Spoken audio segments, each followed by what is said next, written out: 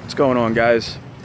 I got the KTM in the back of the truck here. She's all loaded up, and we are heading to someone's place to see if they want to buy it.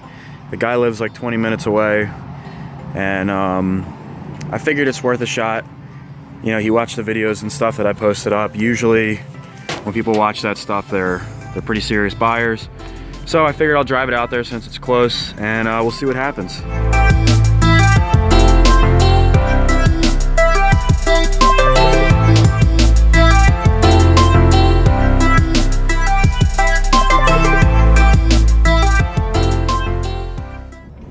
Alright guys, so I'm just heading home now. I don't know if you can see, but in the back of the truck, the KTM is no longer there.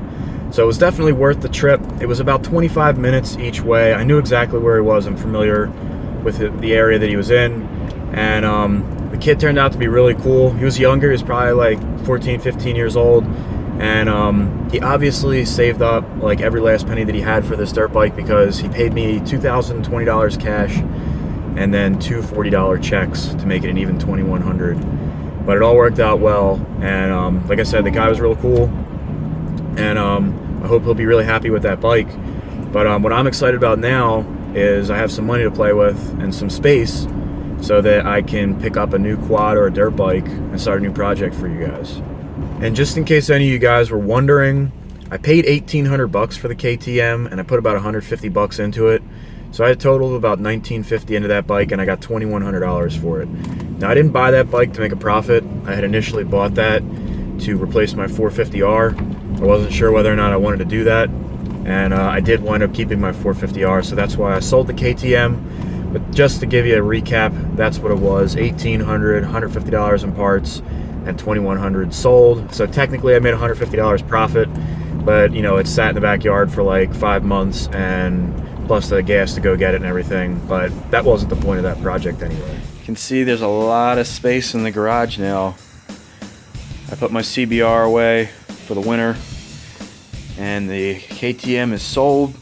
So now I just got the Banshee, and I got my 450R out back. Just to give you an update on the Banshee, if you guys recall, I had a little bit of play in my J-arms up here after the first ride, and I think it's just because I mix and matched the bushings and the sleeves and everything from different aftermarket brands for all the rebuild of that. So I got a new kit for that because I put stainless steel bolts in there just to make sure that the bolts weren't worn down or anything. And there's still a tiny bit of play. That did help, but there's a tiny little bit. So I got 2 brand new kits, and we'll put those in there because you got to have good bushings up there, otherwise they'll be shot real quick if you ride it like that. Next week, I'm actually supposed to be going to this place called Field of Dreams.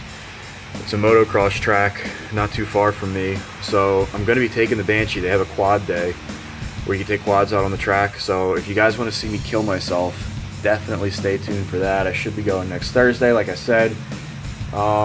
In the meantime, though, guys, please comment, like, and subscribe. I appreciate you all watching. If you haven't already, hit that little notification button next to the subscribe button. And until the next video, guys, have a good week.